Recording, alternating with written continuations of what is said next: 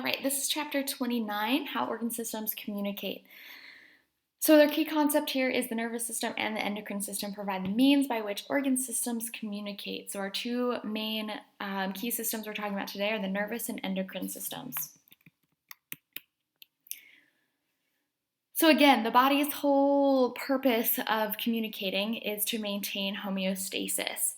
A stimulus causes a response. We learned about stimuli and responses a couple of chapters ago, but responses can be chemical, cellular, or behavioral. The nervous and endocrine systems respond to stimuli.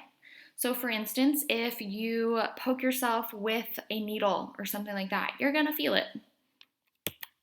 That would be considered a stimulus, and you might pull your hand back real quick. All right, the nervous system controls thoughts, movement, and emotion. The endocrine system controls growth, development, and digestion. So again, these are the two systems that we're going to be talking about today. The nervous system and endocrine system, and this is what each of the two do.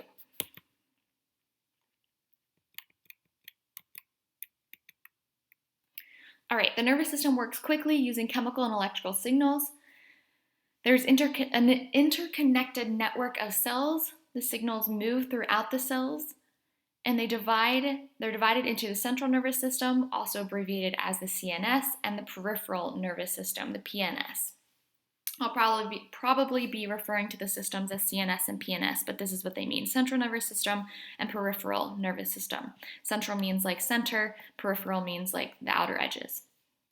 All right, so this is just showing you just a quick little diagram here of the spinal cord. These are nerves. So this would be like your central nervous system. Your nerves would be more of the peripheral nervous system. The endocrine system works more slowly. These are only chemical signals. The signals move throughout the bloodstream, and they are physically unconnected organs. So for example, hormones are part of your endocrine system. They're all chemical signals that move throughout your bloodstream. So like estrogen, testosterone, those are all signals, chemical signals that move throughout your bloodstream. This example is showing you an example of like a hormone. So here would be a little hormone, this little diamond-shaped thing. It's just, they're not actually diamond-shaped. They're just showing you in this diagram with a little diamond-shaped object.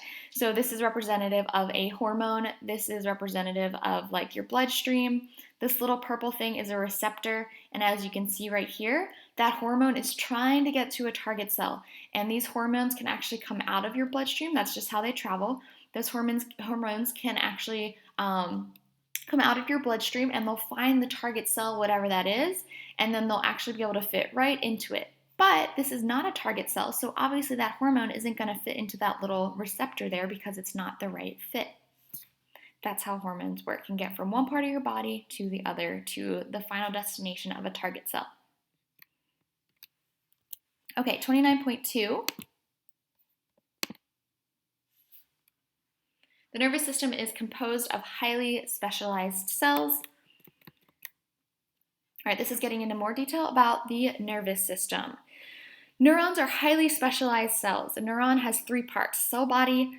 Cell body has nucleus and organelles. So for instance, this is the cell body here. This whole thing is a cell, one cell. Pretty crazy looking, but neurons are like really wacky looking cells. They kind of look alien. This is the cell body right here. That would be the nucleus. The dendrites receive impulses. These are considered dendrites. They look like the little arms. These are dendrites. And then this long part right here is called the axon. And the axon carries impulses. So once these dendrites feel a chemical impulse, then they're actually going to transfer it all the way down the axon. And these things on the axon, let me back up, these little like segments on the axon are called Schwann cells.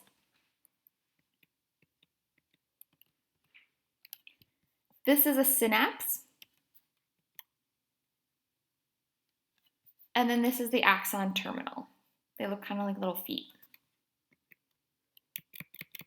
All right, so neurons receive and transmit signals.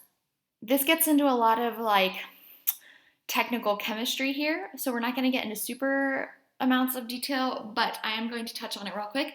Resting potential means there's no signal being transmitted, which means there's more sodium ions outside of the cell and more potassium ions inside of the cell.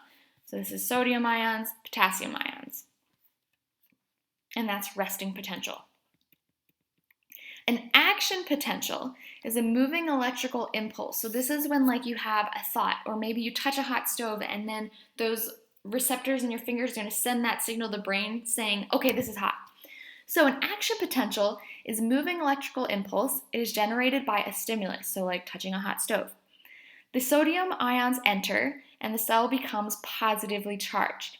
The potassium ions leave and there's an area of positive charge that moves. So this right here is, like we said, the synapse. So when you touch a hot stove, that signal is going to be sent throughout there, going to the little part that's called the synapse, and then it touches one of the like arms or the dendrites, and then it'll send the signal all the way to the brain. So this is showing you the more chemical, technical side of what's happening here during a synapse. They're not actually connected. You can kind of see there's a little break in there. But this part right here is where the synapse is occurring in that little break. And this is just showing you that there's sodium ions now entering into this cell, sodium ions entering into this cell. These are the receptors. These are vesicles that are going to release the little neurotransmitters represented by these little purple dots. So like for instance, if you touch a hot stove, those little vesicles are going to release neurotransmitters, sending a signal all the way up to your brain that it's hot. Again, it goes into a lot of chemical, technical detail, so I'm not going to go into all of it, but hopefully this gives you a general idea of what's happening. Okay, let me back up real quick. A chemical signal passes between neurons. The impulse reaches the terminal. So here's the impulse, impulse, impulse, synapse is happening. Neurotransmitters released into the synapse. Here's the synapse here, another up close picture of what's going on. The neurotransmitters then stimulate the next cell, which this would be our next cell here. And that is the end of 29.2. So I just wanted you to have a general overview of what's happening here with neurons. We're not going to get into a whole lot of detail, but the key things to take away from this are, this is what a neuron looks like. This is one single cell. This single cell is broken up into different parts. So you've got the cell body, you've got the dendrites, you've got the axon, and then you got the terminal. I'm not going to make you memorize all what's happening during a synapse, but just know during a synapse you have a lot of things going on. So you have these vesicles in the cell that are releasing these little tiny neurotransmitters that are then going to fit into receptors of this neural cell right here, and that's going to send a signal all the way up to your brain. It's basically just sending information from one part of your body to another to tell you to do something. So if a stimulus is hot or if something pokes you or whatever, it's going to send that signal to your brain and you're going to react in a certain way. Okay. I think that is all I wanted to mention for the beginning of chapter 29. So we're going to end on 29.2, and you guys are going to complete the 29.2 worksheet. Again, the answers are included in all of these worksheets. They're there to help you so you can check your work. Don't just copy and paste the answers.